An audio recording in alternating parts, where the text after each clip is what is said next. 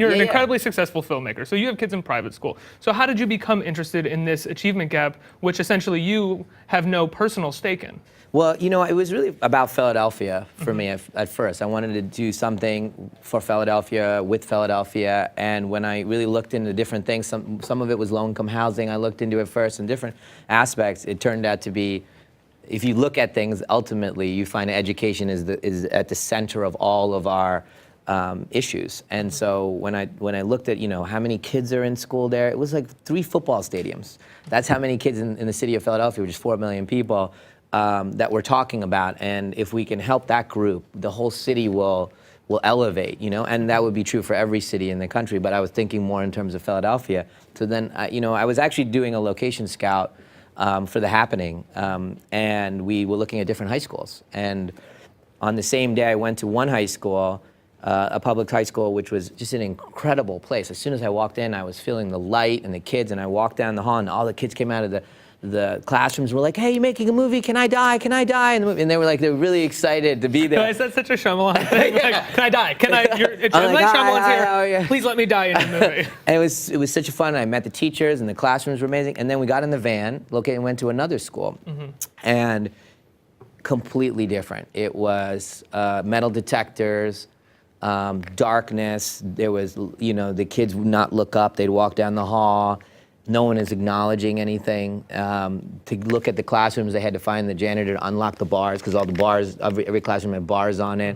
Whole floor was shut down because of rampant drug and sex, you know, that was happening. So they just shut down the floor of the school. They couldn't deal with it. Things like that. There was such, you know, it was dark. And I got so upset from seeing the different, getting in a van and seeing those two experiences. I think, you know, polar opposites in terms of what happened? Why? Right. What is being fulfilled for one? Different kids? Yeah. How does one school I just got in a van and drove, you know, a few minutes. How is this possible? What's the difference? What are the two things what is this school doing right? What is this school isn't? That kind of thing. And so that started me on the puzzle, you know, and I was very curious about it, and I just kept asking questions and went around the country. And that's how it started. I'm a teacher on the south side of Chicago, one of the more impoverished neighborhoods in the city. And I saw that you said that small class sizes didn't matter and that funding education didn't matter with educational outcomes.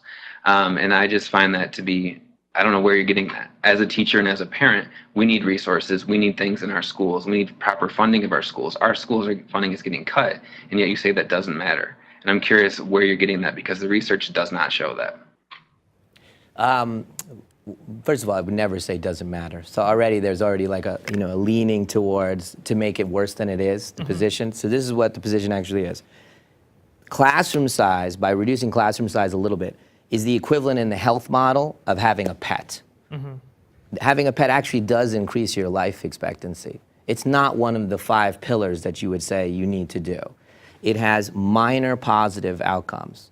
The amount of cost and effort involved is not worth it. And the other things that we mentioned so trump those effects that would be shouldn't be a part of any kind of, in my opinion. So for example, if I was a parent and there was a good teacher and a mediocre teacher, and my child could be the 11th student in the mediocre teacher's class versus the 31st student in the great teacher's class, it's a no-brainer. You're the 31st student. No brainer. That's what the research says. That's what everything says. I would do that myself from the research. It's 31st. In fact, I believe how to pay for everything that's in this book is to add a couple kids to every classroom in the country. And that mitigation of all the costs, just because it's cost so much to reduce one kid for each classroom, that kind of thing. So it isn't that it doesn't matter. It has a minor positive outcome. That's what the research says. Now, what was the other thing he said about school funding? Yeah. See, what school funding, it's not about how much you give the school funding, it's where the school funding goes to, right? So there's no evidence for some kid funded at $25,000 per pupil in a school versus $17,000 that the $25,000 kid is achieving. Zero evidence for that. Because there's no accountability in terms of it's not that money is actually not the issue. It always gets confused overall. The research says, you know, the money's going into the wrong places a lot of times. So for example, the research says, you know, paying for higher education for teachers, master's programs, PhDs, has zero impact.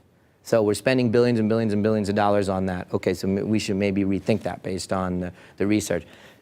adding to facilities doesn't necessarily add to achievement. There's a minimum number that needs to happen so everybody has enough books and all that stuff. But beyond that, it isn't really about teacher salaries or facilities or teacher higher education. That's just what the research says. It has no effect. That's what it isn't. It isn't like all the kids need more money. You know, the charter schools that are closing, their per pupil spending is sometimes less than the public school spending across the street. Like, for example, there'll be a school across the street in New Jersey that's funded per person at $11,000, and they're closing the achievement gap, and then the $17,000 across the street is not. It's not correlated at all. So that's what I'm saying about the research shows about school funding. It's not about more money. It's that the money that we have needs to go into the places that are proven to be effective.